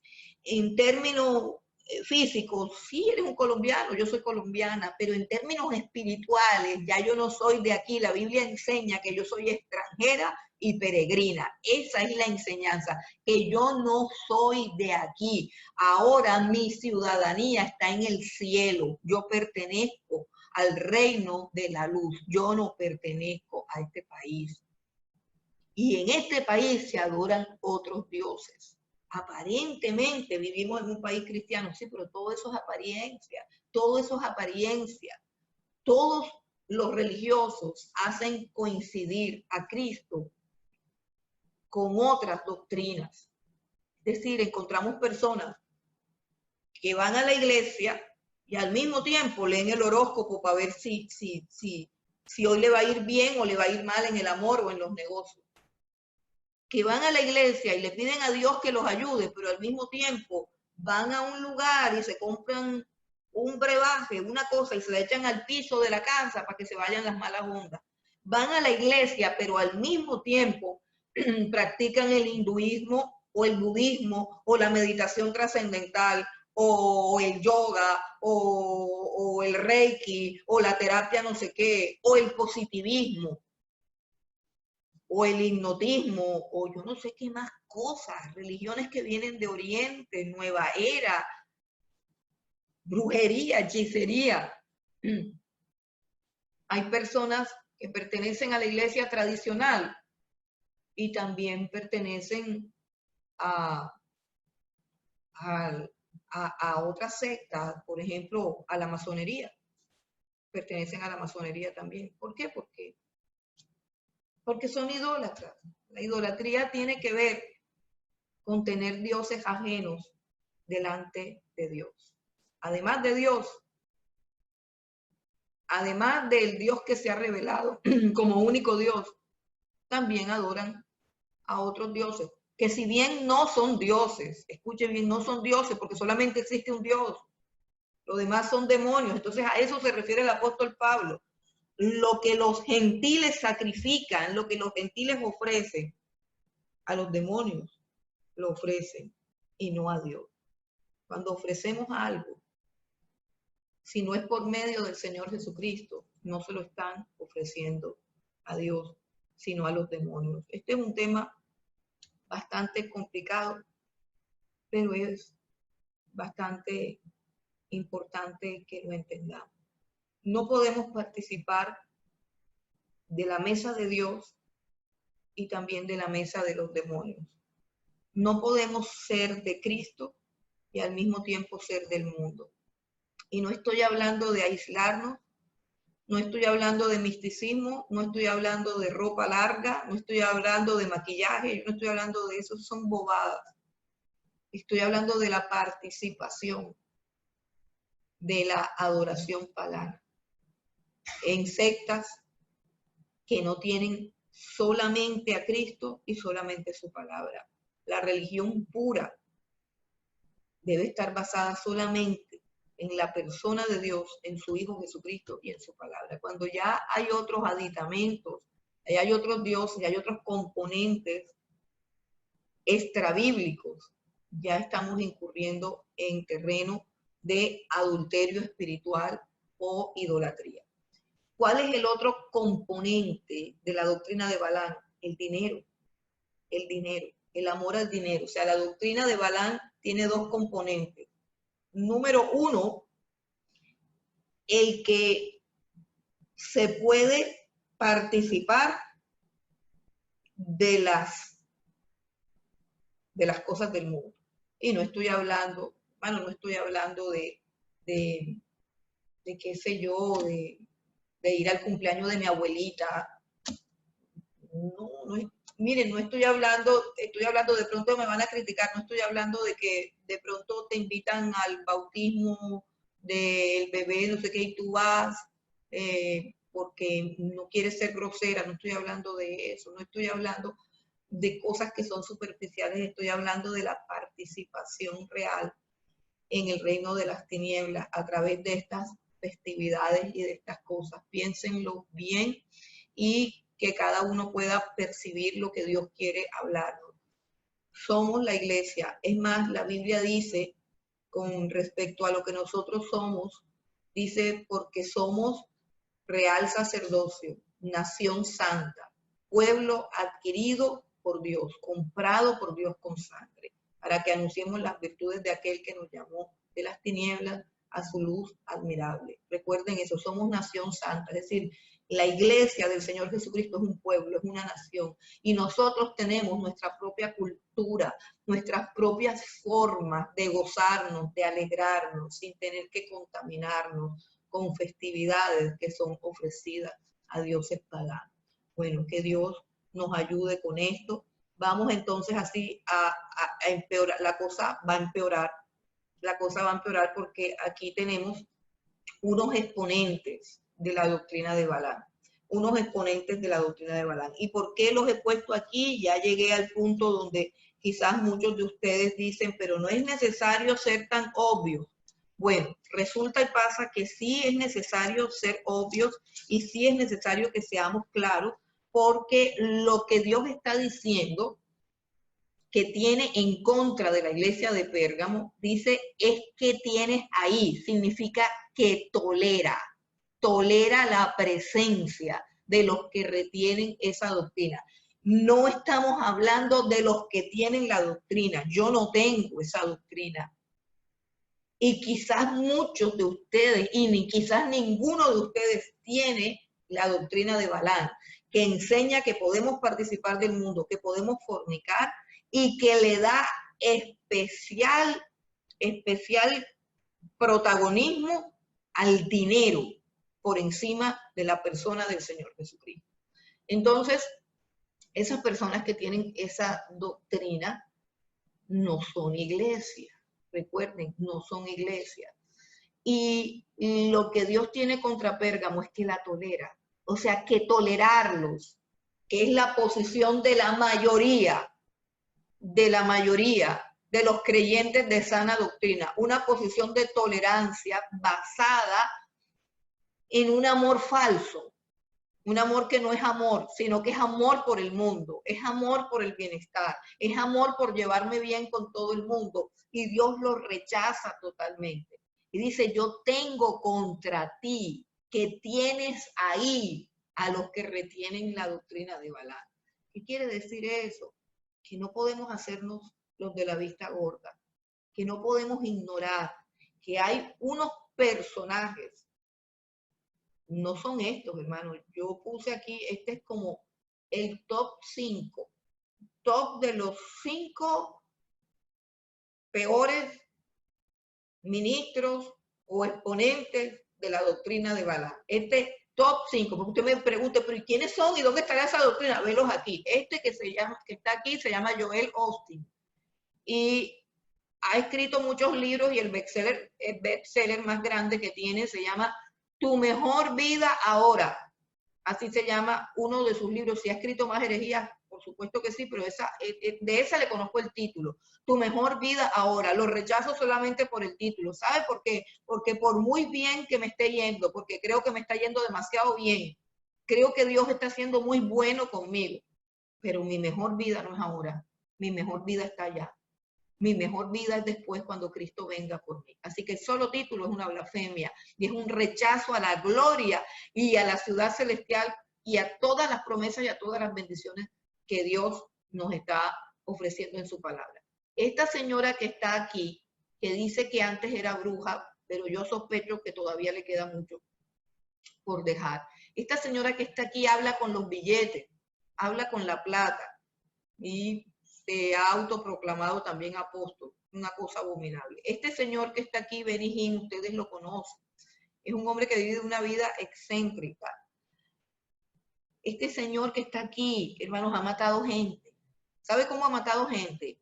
Le ha dicho a los padres de niños y niñas con enfermedades graves que su hijo ha sido sanado, que su hija ha sido sanada y se han abstenido de darle, por ejemplo, la insulina, por ejemplo, el tratamiento porque él dice que fueron sanados. Y como es mentira, pues hay gente que se ha muerto. Y él ha proclamado que ha sido sanado. Él, este personaje que vemos aquí. Lo que pasa es que no nos gusta decir estas cosas. Estas cosas son complicadas de decir porque meten miedo y que no toquen al ungido de Jehová, pero estamos hablando de la iglesia de Pérgamo que vivía en el trono de Satanás y que ella no negaba el nombre del Señor, pero que Dios le está diciendo, no basta con que no me niegues, no basta con que confieses que eres cristiana, es que tú tienes que ser enemiga de mis enemigos. Y tú tienes que confesar quién es de Dios y quién no es de Dios. Y tenemos que denunciar esto. Y ahora lo vamos a leer en todos los textos que los verdaderos apóstoles del Señor Jesús enseñan. Este señor Cas Luna, ay Dios mío, Padre Santo. Este señor es terrible, terrible, terrible. Su soberbia, su altivez. Hermano, está acusado, tiene pleitos en la justicia. Ha hecho pisotear el nombre del Señor de una manera salvaje, salvaje. Es un bárbaro, ese señor Cas Luna. Y lo adoran, lo adoran, lo adoran. Este señor Guillermo Maldonado, ay Dios mío, Padre Santo, este señor es el papá de todos los herejes y tiene una característica que es un tremendo predicador y que cada vez que se le antoja predica bien, cada vez que quiere quizás despistar, predica bien.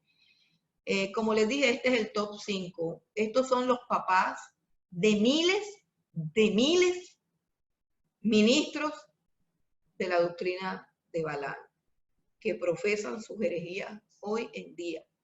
Y de pronto, yo sé que me están escuchando varias personas y como algunos entraron con el nombre de iPod 5, otros entraron como iPhone 6, otros entraron como WJPK 86, entonces aquí me está oyendo un poco de gente que yo no conozco. Les ruego encarecidamente que cuando vaya a entrar se identifique, porque la idea es que entremos con nuestros nombres y sepamos quién es quién y no que entremos a los secretos, porque este es el ministerio de la verdad. Entonces tenemos que entrar con lo que somos. Yo sé que muchas veces no es que quieran entrar con esos nombres, sino que no saben cómo hacerlo. Por favor, pregúntele a alguien cómo hacer para que usted ingrese con su nombre en el dispositivo que va a entrar o escriba antes cómo va a entrar para poderle darle ingreso. Bueno, les decía, estos personajes de aquí son los padres de la mayoría de los herejes que hay en la actualidad y son padres de muchísimas iglesias que son de verdad iglesias. Es decir, yo conozco cristianos que por sus frutos yo puedo y podría testificar de que son verdaderos cristianos. Yo conozco gente que ama a Dios, que ama la palabra, pero sus iglesias pertenecen a los concilios de estos señores. Y continuamente entran y salen personas con estas doctrinas falsas de ellos a esas iglesias. Hay que tener mucho cuidado con esto porque Dios dice arrepiéntete. Dios no le está hablando a estos hombres. ¿Por qué? Porque para Dios estos hombres no son iglesia. Me da pena tener que decirlo, pero lo tengo que decir porque eso es lo que manda la palabra. Para Dios estos hombres no son iglesia. Lo que Dios rechaza de su iglesia es que nosotros los toleremos, que nosotros no nos apartemos de ellos y que nosotros no los denunciemos. Todos los apóstoles hablaron de lo que teníamos que hacer. Estos son los apóstoles que hay que obedecer. Por eso coloqué aquí, cuando la tolerancia es un pecado que acarrea castigo, y lo vamos a ver en la carta a Pérgamo. Dice, arrepiéntete, porque si no, vendré a ti y pelearé con ellos. Pero ¿dónde será la pelea? En medio de ti. Por favor, nadie quiere tener a Dios de enemigo. Es lo peor que nos puede suceder, que Dios se convierta en enemigo nuestro. Entonces, vamos a mirar cuál es el consejo de los verdaderos apóstoles. Apóstoles como Pedro, como Pablo, que fue el que más peleó por la defensa de la fe. Todas estas citas son de Pablo. Aquí está Juan y también tenemos a Judas. Entonces, vamos a ir leyendo una por una. Segunda de Pedro 2, del 1 al 3 y luego 14 al 22. Ok. Pero hubo también falsos profetas entre el pueblo, como habrá entre vosotros falsos maestros, que introducirán encubiertamente herejías destructoras, y aún negarán al Señor que los rescató, atrayendo sobre sí mismos destrucción repentina. Y muchos seguirán sus disoluciones, por causa de los cuales el camino de la verdad será blasfemado. Y por la avaricia harán mercadería de vosotros con palabras fingidas. Sobre los tales, ya de largo tiempo la condenación no se tarda, y su perdición no duerme. 14. Tienen los ojos llenos de adulterio, no se sacian de pecar, seducen a las almas inconstantes, tienen el corazón habituado a la codicia y son hijos de maldición. Han dejado el camino recto y se han extraviado siguiendo el camino de Balaam, hijo de Beor, el cual amó el premio de la maldad. Y fue reprendido por su iniquidad, pues una muda bestia de carga hablando con voz de hombre, refrenó la locura del profeta. Estas son fuentes sin agua y nubes empujadas por la tormenta, para los cuales la más densa oscuridad está reservada para siempre, pues hablando palabras infladas y vanas, seducen con concupiscencias la carne y disoluciones a los que verdaderamente habían huido de los que viven en error. Les prometen libertad y son ellos mismos esclavos de corrupción, porque el que es vencido por alguno es hecho esclavo del que lo venció. Ciertamente, si habiéndose ellos escapado de las contaminaciones del mundo por el conocimiento del Señor y el Salvador Jesucristo, enredándose otra vez en ellas son vencidos, su postrer estado viene a ser peor que el primero, porque mejor les hubiera sido no haber conocido el camino de la justicia, que después de haberlo conocido, volverse atrás del santo mandamiento que les fue dado. Pero les ha acontecido lo del verdadero proverbio. El perro vuelve a su vómito y la puerca lavada a revolcarse en el cieno. Ok, quiero que miren la dureza de las palabras con las que habla el apóstol Pedro acerca de estos hombres. Ahora escuchemos al apóstol Pablo, lo que él nos enseña que debemos hacer con estos hombres y con estas doctrinas. Primera de Timoteo, capítulo 6, versículos 3 al 5. Si alguno enseña otra cosa y no se conforma a las sanas palabras de nuestro Señor Jesucristo y a la doctrina que es conforme a la piedad, está envanecido, nada sabe y delira acerca de las cuestiones y contiendas de palabras, de las cuales nacen envidias, pleitos, blasfemias, malas sospechas, disputas necias de hombres corruptos de entendimiento y privados de la verdad, que toman la piedad como fuente de ganancia. Apártate de los tales. Ok, listo. Bueno, continuamos. Entonces, ese fue el apóstol Pablo. Leímos hasta el versículo, el apóstol Pedro, leímos hasta el versículo 22. Leímos a Pablo, ¿cierto? Sí, Timoteo. Timoteo. Timoteo Ahora, 6, 6 del del 3 al 3 al 5. 5. Ok, leamos ahora el 1, capítulo 1, versículo 1 del 19 al 20. Manteniendo la fe y buena conciencia, desechando la cual naufragaron en cuanto a la fe algunos, de los cuales son Himeón y Alejandro, a quienes entregué a Satanás para que aprendan a no blasfemar. Y la que sigue.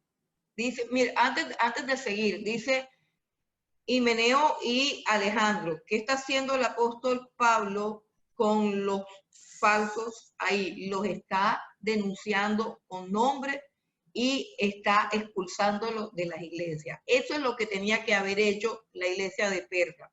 La iglesia de Perga no sabe quiénes son los que enseñan esas doctrinas, pero se hace de la vista gorda para no tener problemas. De pronto dicen, ay, hay que dejar a los pobrecitos porque de pronto se arrepienten con el tiempo. No, había que denunciarlos como hizo el apóstol Pablo y expulsarlos. Cuando el apóstol Pablo dice entregué a Satanás, es que lo saca de la iglesia. El apóstol Pablo es un apóstol genuino de la iglesia y tiene autoridad divina de parte de Dios. Y él dice, si tú no dejas de enseñar eso y no te arrepientes, porque el llamado aquí para los que toleran estas doctrinas, no es que dejen las doctrinas porque no las tienen, sino que las toleran. El llamado aquí es al arrepentimiento. Entonces el apóstol Pablo dice, se llama Fileto, se llama Alejandro, se llama Himeneo y se van.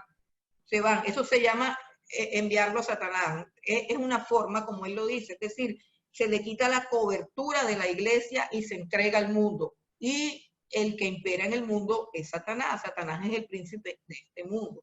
Bueno, continuamos con la siguiente cita, segunda de Timoteo 3, del 1 al 5.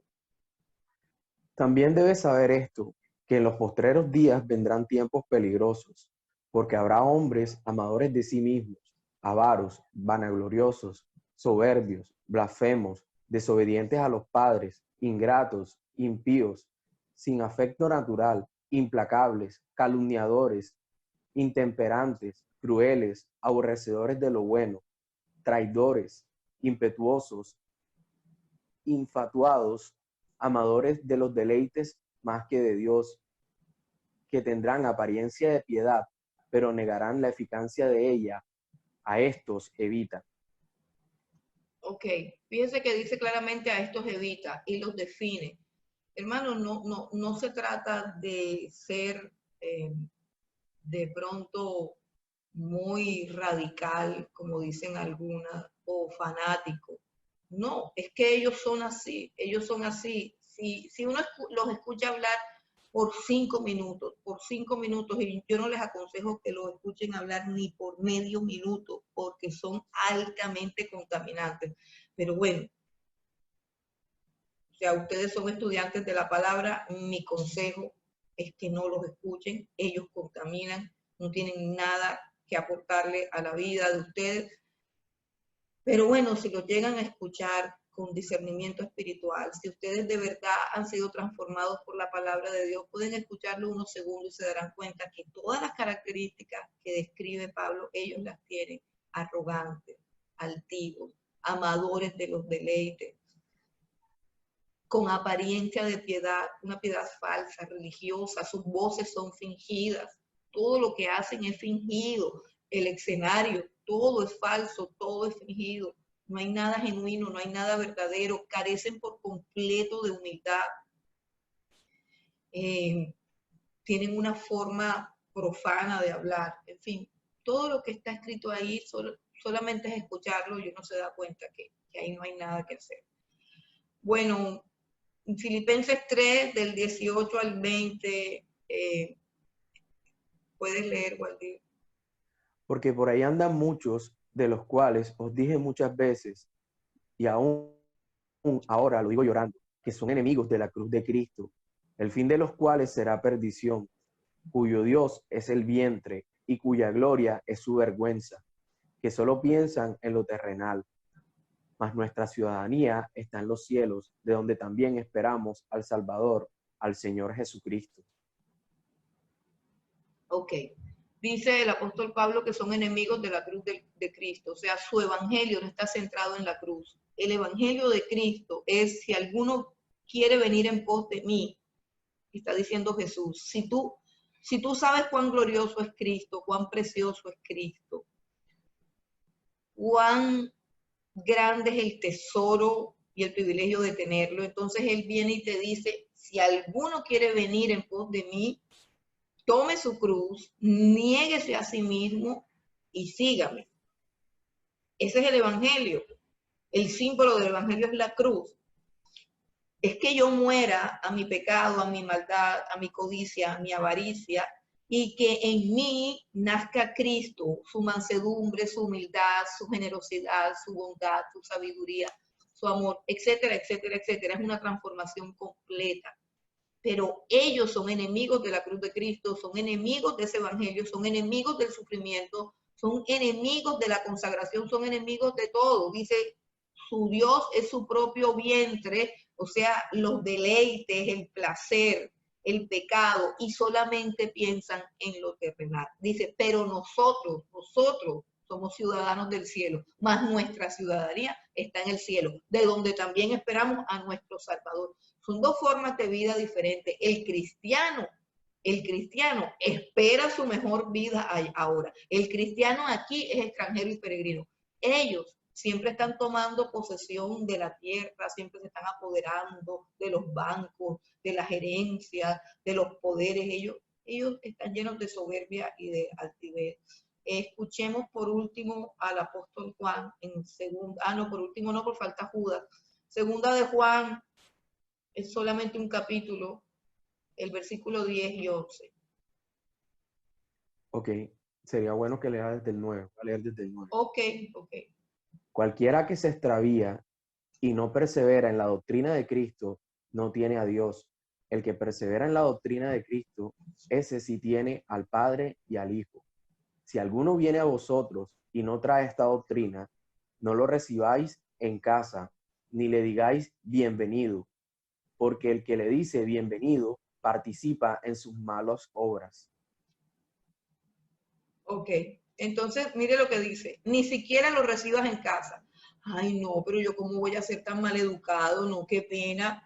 Ay, no, mira si ese hombre se está congregando en la iglesia. Sí, pero es que él predica la doctrina de Balaam, él predica prosperidad. No, pero ¿cómo le voy a decir que no? O como me dijo un pastor después de que invitó a uno de estos ministros y supuestamente él es de sana doctrina. Bueno, él tiene mucha sana doctrina, pero él es como, o sea, odiamos llamar a esa iglesia la iglesia de Pérgamo, porque si bien ese pastor es de muy sana doctrina, entendiendo por sana doctrina que no predica ninguna barbaridad, más casi nunca lo escucho hablar del pecado, su mensaje es como muy positivo, pero en fin, no dice ninguna herejía y es un hombre que ama la verdad y que ama la palabra, pero él de vez en cuando invita siervos de este corte, siervos entre comillas, porque no son ningunos siervos, porque cuando los invitan ellos comienzan a mandar un cúmulo de peticiones como que tienen que contratar un hotel 5 estrellas, un hombre que estuvo aquí, bueno, que protagonizó un escándalo, todo el mundo quedó contento con él, pero predicó barbaridades y para venir había que pagarle hotel 5 estrellas, para irlo a buscar había que irlo a buscar con unos carros y él colocaba la lista de las marcas de carros que podían irlo a buscar, qué camionetas, qué modelo y de qué marcas podían irlo a buscar a él. Él no se podía ir en un Logan o no se podía ir en un Mazda, no se podía ir en un carro de gama media. Hermanos, son cosas que sin que discutamos nada muestran que él no es un siervo de Cristo. Así de sencillo, eso es muy simple. ¿Y por qué invitamos a esas personas a que contaminen nuestros templos y los oídos de nuestro rebaño? ¿Por qué? ¿Por qué? Ese es el problema de Pérgamo. Vamos a la última cita, Judas. Amados, por la gran solicitud que tenía de escribiros acerca de vuestra común salvación, me ha sido necesario escribiros, exhortándoos que contendáis ardientemente por la fe que ha sido dada una vez dada a los santos, porque algunos hombres han entrado encubiertamente, los que desde antes habían sido destinados para esta condenación, hombres impíos que convierten en libertinaje la gracia de nuestro Dios y niegan a Dios, el único soberano, y a nuestro Señor Jesucristo. Gloria a Dios. Bueno, entonces, hermanos, yo sé que esta parte es complicada y que a muchas personas preferirían hacer como Pérgamo, pero yo prefiero más bien que Dios no me dé esa sanción, porque lo que Dios está diciendo que tolerar a estas personas es pecado. Y lo denuncia como pecado y nos llama al arrepentimiento. Es decir, Dios está llamando a las personas, hermanos, y creo que de verdad que es un llamado serio y solemne, y creo que Dios en este momento está haciendo un llamado. Yo no sé quién esté aquí, pero es tiempo de salir de la iglesia de Pérgamo. Es tiempo de dejar las falsas doctrinas. Es tiempo de enfrentar el rechazo. Es tiempo de tomar decisiones. Hermanos, yo tengo una esperanza muy fuerte a pesar de todo el panorama mundial que hay, que encaja perfectamente con el panorama profético, es decir, el panorama mundial, el intento de algunos organismos como la ONU, Organización Mundial de la Salud, y algunas élites del mundo de establecer el nuevo orden mundial, eso ya se está viendo, o sea, ya eso no es ficción, ya eso no es locura, ya esas son las noticias de nuestro día. El panorama mundial muestra que muy pronto las cosas van a cambiar y se va a establecer ese nuevo orden mundial, pero yo creo que a través de este virus, Dios le ha dado a la iglesia una oportunidad de examinarse. Y hermano, este curso lo estoy dando por eso. este curso no lo estoy dando porque se me ocurrió darlo, no. Fue el fruto de un tiempo de oración donde yo le decía al Señor que me mostrara qué tiempo estábamos viviendo, que yo pudiera entender cuál es el propósito, cuál es el propósito. Yo tengo la esperanza muy fuerte de que vamos a salir de nuevo a la calle, de que vamos nuevamente a congregarnos. Tengo la esperanza firme y fuerte de que Dios como iglesia nos va a dar una segunda oportunidad a todos los que somos iglesia, a todos los que pertenecemos a Cristo. Nos va a dar una oportunidad de que arreglemos nuestra vida. Hermano, y este no es un curso para simplemente decir que hice el curso, es un curso para arreglar nuestra vida. Y yo sé que hoy y en este momento Dios le está diciendo a varias personas que toleran iglesias que tienen estas doctrinas, le está diciendo a varias personas, sal. Ya es tiempo de que te arrepientas, ya es tiempo de que vivas el vituperio de Cristo. Es decir, si tú vas a seguir a Cristo, tú tienes que enfrentar la burla y tienes que enfrentar el rechazo, porque eso es parte de la vida de Jesús. Mira a Jesús y mira la cruz, y Jesús es rechazado y Jesús es burlado, y esa es la gloria de nosotros como herencia. La gloria de Cristo tuvo que ver con que se humilló hasta lo sumo, y por haberse humillado hasta lo sumo, Dios lo exaltó también hacia lo sumo. Nosotros caminamos por el camino de la cruz, así que nosotros tenemos que asumir el desprecio, asumir el rechazo, asumir de pronto la ruptura con algunas relaciones personales, con algunas instituciones a las que pertenecemos, hacer el rol del perseguido, el que hace el ridículo. Todas esas cosas las tenemos que asumir, porque Cristo las asumió por nosotros y de peor manera. Entonces, es un llamado, no sé en qué iglesia te congregues, repito, hay una cantidad de personas que no conozco, no sé quién está del otro lado de la pantalla, no sé a quién le estoy hablando, pero sí sé que estoy hablando de parte de Dios.